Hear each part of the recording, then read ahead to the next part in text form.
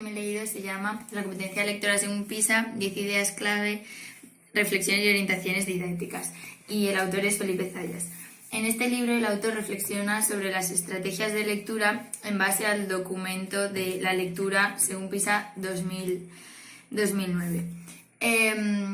Como sabéis, PISA lo que hace es evaluar hasta qué grado los alumnos que están a punto de finalizar la educación secundaria han adquirido las destrezas necesarias para ser considerados el tipo de lector competente y alfabetizado que la sociedad actual requiere. A continuación voy a pasar a comentar algunos de los aspectos más relevantes de las ideas que propone el autor. En primer lugar, la competencia lectora es una competencia básica que supone interactuar con los textos a partir de unos objetivos y los conocimientos propios. Esta competencia es fundamental para poder participar en la esfera social que actualmente se caracteriza por nuevas formas de lectura y de acceso a la información, internet, etc.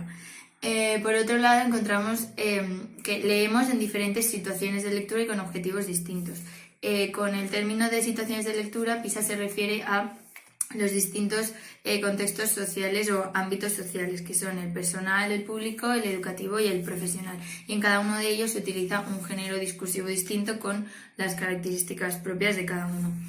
Por otro lado, encontramos que leemos de manera diferente en función del tipo de texto. Podemos encontrar textos impresos o digitales, los cuales son más difíciles de leer porque no encontramos un orden secuencial, sino que muchas veces hacemos lecturas a través de distintos textos conectados mediante hiperenlaces, y también en el medio digital los límites entre distintos géneros son más difusos, por lo que es más difícil. También encontramos distintos tipos de texto: el expositivo, argumentativo, descriptivo, narrativo, instructivo, que normalmente suelen combinarse, etc. Después también encontramos que interactuamos de manera distinta con los textos en función de lo que queremos hacer con ellos.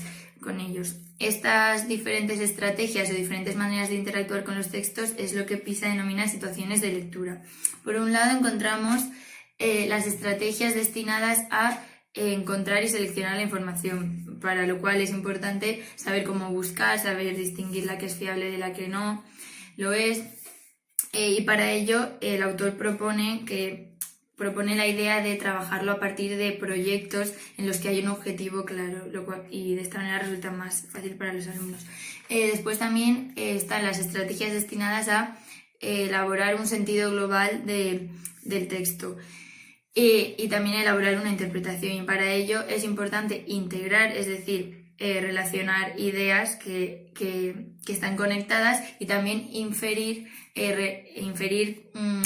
contenidos que no están explícitos en el texto. Luego, por otro lado, también encontramos que es importante también encontramos las estrategias para reflexionar sobre el contenido y la forma de los textos.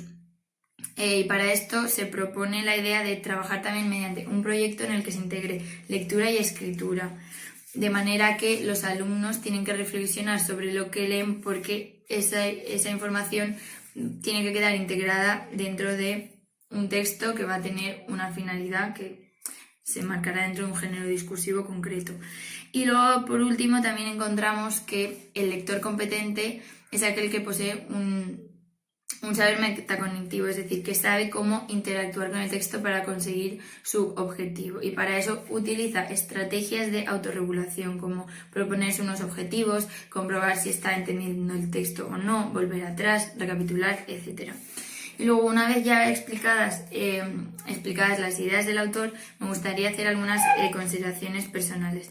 En primer lugar, creo que este libro es muy útil para los docentes, porque ahonda bastante en el concepto de alfabetización. Hoy en día una persona alfabetizada no es aquella que sabe leer y escribir, sino que es aquella que sabe interactuar con textos de diferentes géneros discursivos que tienen funciones sociales diversas. Además, también es importante que los alumnos sepan interactuar con textos en formatos digitales, ya que hoy en día tienen un gran peso, y personalmente considero que que en la mayoría de colegios no se enseña a los alumnos estrategias para que sepan seleccionar información y leer hipertextos, que es más difícil que en los formatos impresos tradicionales. Y luego, por último, también me gustaría destacar que a lo largo del libro se hace bastante hincapié en trabajar de manera por proyectos, de manera que los alumnos tienen unos objetivos concretos y pueden darle un sentido a la lectura. Y bueno, eso es todo.